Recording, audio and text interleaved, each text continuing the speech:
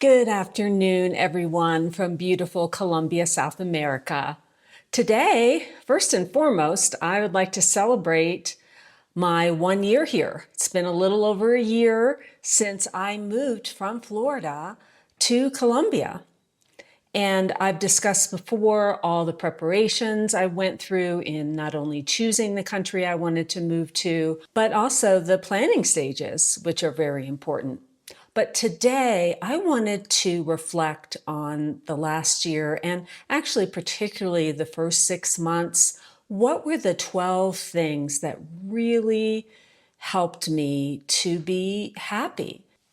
One thing I want to point out first, though, before we get into those first 12 steps, is to be prepared before you go. Now, in other videos, I've gone over all my steps of preparation to move to Colombia. And that was a couple of years of research, actually, before I took the leap. But this one thing that I want to mention to you is so important. Never, ever move to a foreign country or anywhere for that matter on a shoestring, on a super tight budget. And let me explain why. Obviously, in life, pitfalls happen, hurdles, unforeseen challenges can happen that we need some extra money. Also, keep in mind that inflation certainly was astronomical over the last several years in the United States, but inflation is worldwide. In Colombia, they have inflation. It hasn't been in a number of decades anywhere near what it's been lately in the United States, but it does happen. So if you plan on moving to a foreign country and live tightly, say on your Social Security, you're going to encounter problems. You're going to start feeling over the years that same pressure that you had in your home country. And that is, oh my gosh, I have to pinch pennies, or oh no, what if this happens or that happens? And I'm living just spending all of my Social Security the entire month and I don't have anything to spare. So make sure when you're doing your financial planning that you plan on moving to an area where you do not spend all of your income, whatever that might be. Very, very important. And that's what I have done too. So put away for a rainy day. And also keep in mind that you're going to want to fly back home from time to time to visit family and friends. Have the money to do that. And set goals. I have a goal of traveling more. I want to go to other parts of South America. I want to go back to Europe, back to Australia, and I've never been to Asia. So I have a lot of dreams still. And that's one reason I started the YouTube channel, because my budget is fairly tight. I do have some put away for rainy day, but I plan on increasing that nest egg so that it will give me even more freedom to do more than I already do. Let's get started. Here are the 12 tips, steps, habits, whatever you want to call them, for having a happy expat life, especially the first several months after you arrive. Number one, embrace the possibility for a new life in all respects. You can reinvent yourself. It's really a great thing. Any faults, any just conceptions that everyone in your life had for you all those years in your home country, whether it's your family, your friends. And let's face it, we all have faults. We all have things that irritate people. We all have these tapes that just go over and over and over again. And many of the people that are in our lives, even if we do improve them, they still see all those faults. They're kind of built into their perception of you. So imagine you're in a new country, no one knows you, and you can start fresh. You are a clean slate. So ditch those past faults, or at least the majority of them, and concentrate on being a better person, being more likable, being more involved, being more whatever the case may be. You have the opportunity to build a brand new life and a brand new personality, really. Number two is be ready to adapt and be flexible. Obviously, you're in a new country. Everything is so different. you are not going to be able to reinvent the wheel. So absolutely be flexible, be willing to compromise. And also accept the fact that there will be continual bumps in the road. Let's face it, there are bumps in the road no matter where you live or at what stage of life that you have. So try not to focus on them when they happen in your new country. Try not to draw conclusions that this is going to happen all the time. This is awful. Just go with the flow, get over, past, or through whatever these hurdles are, learn from them, and continue on with a happy life. Just accept the fact that nowhere you live is perfect all the time. Number 3 is to accept the cultural traditions and differences in your new country. There will be a lot of them. The most important thing that you can do is listen and learn. That's probably one of the very best habits anyone can have in life. I learned it early on in sales, how important it is to listen to the potential buyer. Every single person on this planet wants to be heard. There is nothing more frustrating than if somebody is talking to you and you're explaining to them whatever your need is or your concern, or just getting to know the person, and they then reply saying something that has nothing to do really with what you just said to them. There's a disconnect. So it's really important, no matter where you are, that you listen and you learn something from that other person or persons. With that, you also have to realize that you cannot control everything. You may have had quite a bit of control in your past life, in your home country.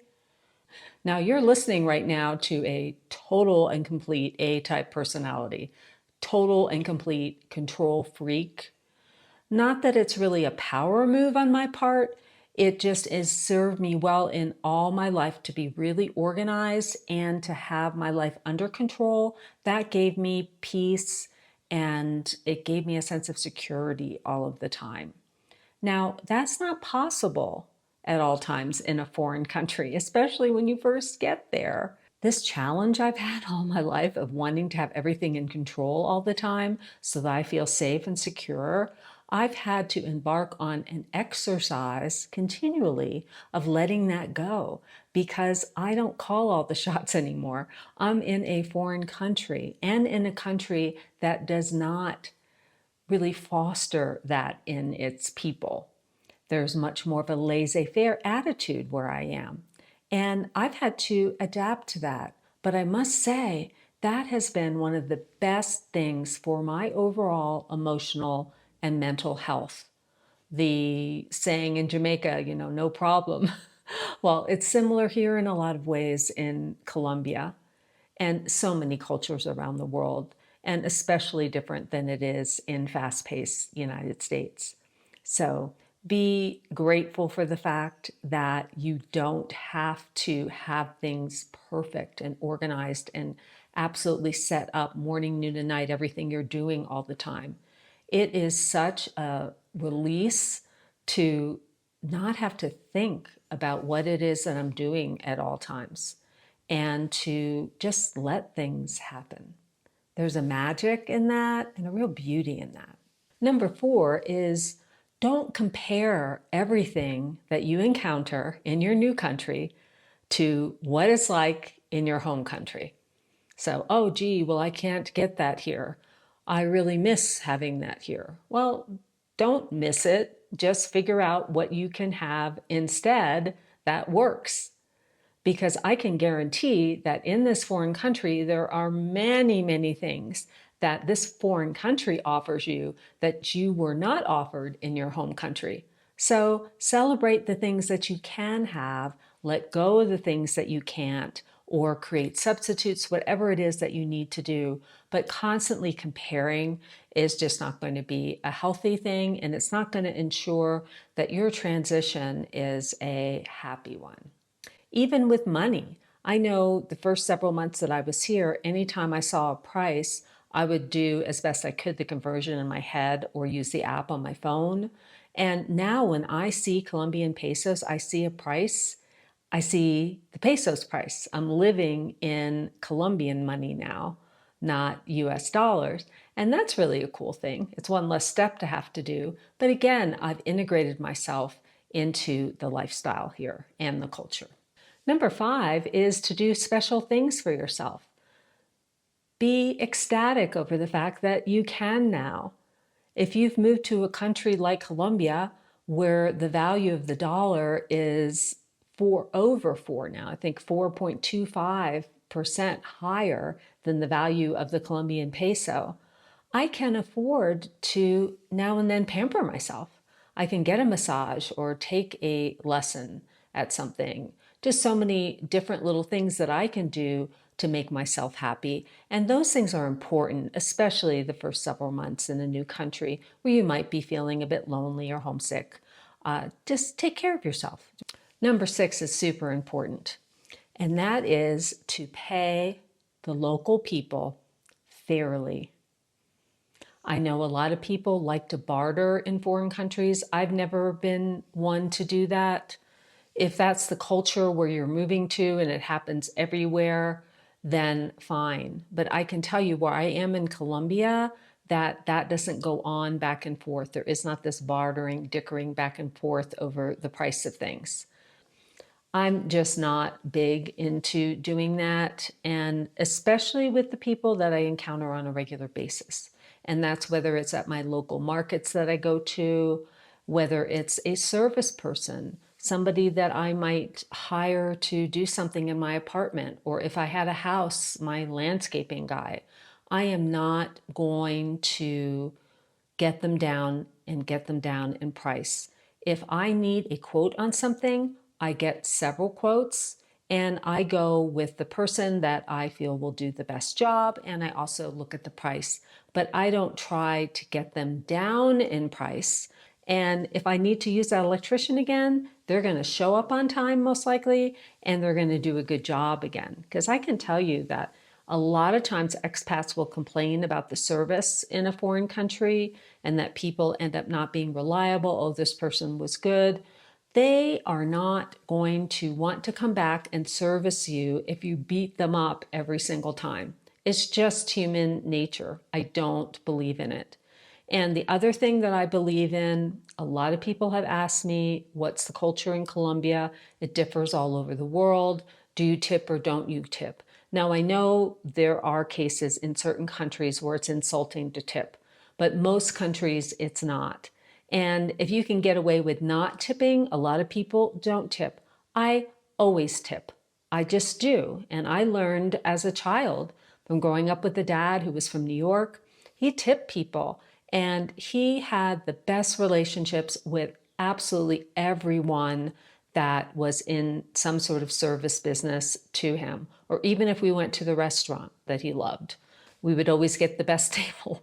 It would drive my mother crazy, but he was a heavy tipper. But you know, you get what you pay for, the saying goes. And I know it wasn't just because he wanted the best table. He loved being charitable. He loved giving to people. If that person always greeted him with a smile, took good care of him, it made him feel so good to support that person.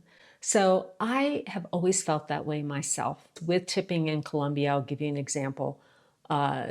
Tipping is typically a 2,000 peso bill or a 5,000 peso bill. Many people don't give those out at all. But to give you an idea, a 2,000 peso bill is like less than 25 cents. So, I mean, come on. And a $5,000 bill is, let's see, a little over a dollar. Giving someone a 5 here in Colombia, their eyes light up. They're so happy. And you just spent like $1.20 on them. You know, come on. Is that person worth $1.20? I think so. Number 7, I've mentioned before in other videos, super important. even before you come to your foreign country, but certainly after you get there. Join every expat group in the local area, even the country that you can. Wealth of information, and also obviously a way to meet people and make good friends. So very important.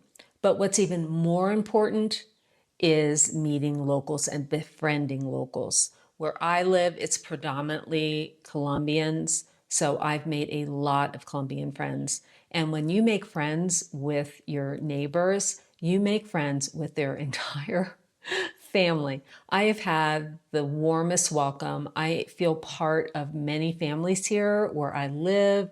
They're so sweet and kind. I know it's also a little bit because I'm solo here and I'm an older person and everybody kind of wants to take care of me. But what I've heard from other friends too and couples, they experience the same thing. It's just so much love that's given out, and it's really important to foster those relationships with local people and especially with your neighbors.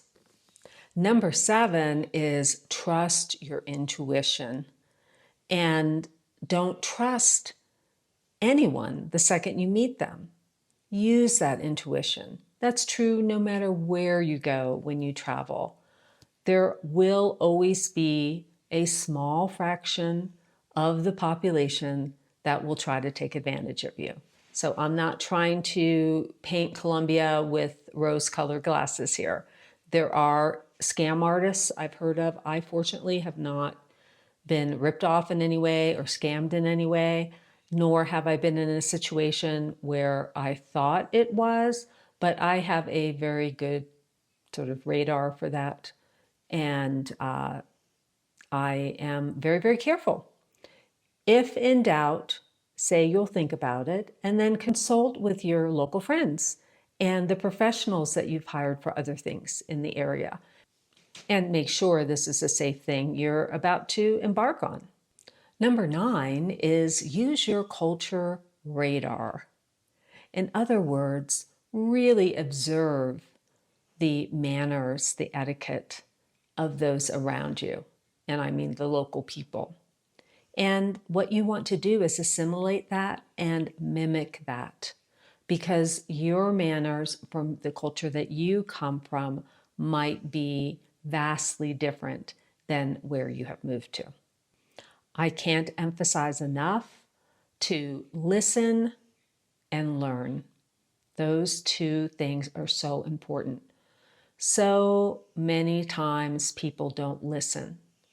And speaking from the person on the receiving end of that, in other words, someone has not listened to me, and then they reply with something that is not, let's say I have a particular need, I'm trying to express it, and then they reply according to whatever their MO is, and they haven't really heard what I just said. That's frustrating. So it's super important to listen and to fully understand, even with that language barrier, however you can, what that person is saying before you respond. And during that process, I can guarantee you that if you are always smiling and beaming back, and for me, it's just natural because I love communicating with people. If you smile and are beaming back and look at them when you understand what they are saying, and that recognition creates a bond between you and that other person. It's super important. So again, when you're in your new country, and in the case with me, Colombia, you want to listen and learn and mimic the cultural etiquette of where you are. Number 10 is a real obvious one, and that's to learn the new language where you are. If you already know it, boy, oh boy, do you have an advantage, but very, very important. I have a whole video on tips on how to learn, or how I learned the basics of Spanish upon coming here. And that is going to go a long way to do your best to try to communicate to people in the language where you're living. People will appreciate it. And again, the more you understand what people are saying, the more comfortable you're going to be in your new environment. Number 11 is to be somewhat social and to participate in cultural activities and charitable activities in your new country. There are a world of benefits, obviously, with all of this, but to immerse yourself with local friends, whether it's going out to dinner with them or going to a cultural event, say it's a musical performance, or engaging in a new sport where everyone is keeping score in the new language. Whatever those things are, that's really going to help you get acclimated to your new country and to feel that sense of fulfillment and happiness. I know I've mentioned before that I actually am an introvert, so that doesn't mean that I don't participate in any social events.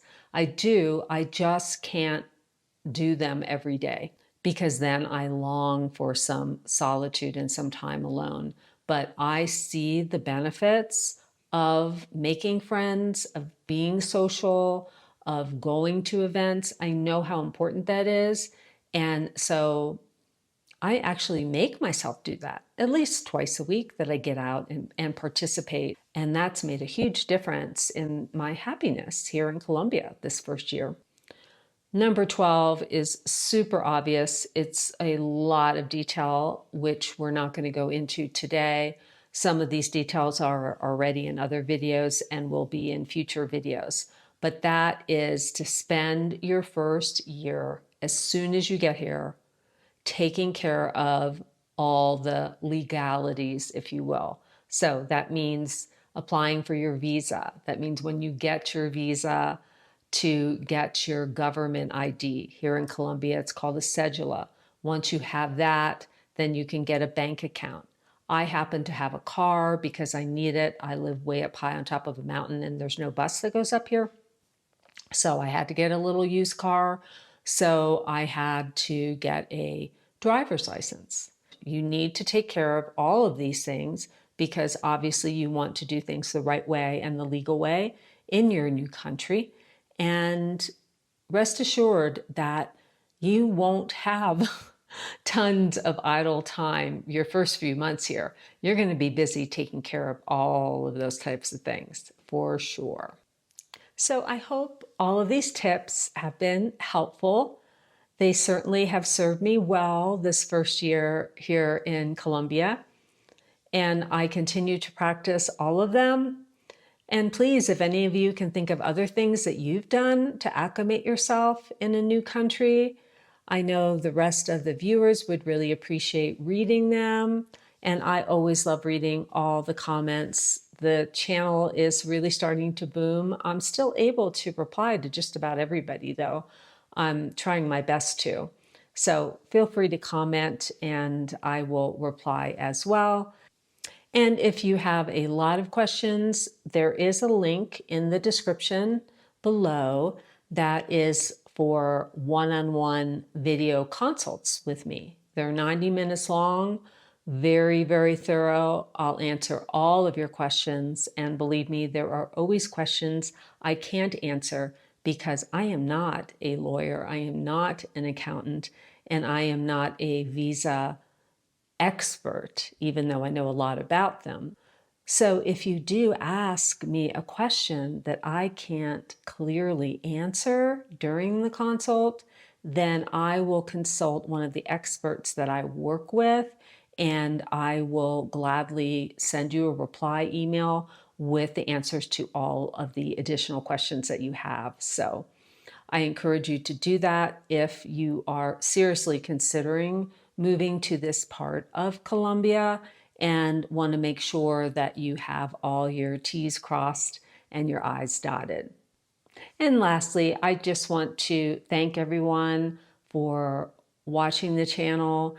It's been such a passion for me. I've really enjoyed doing these videos and helping everyone and just sharing my experience this first year. And I look forward to sharing all the future years with you.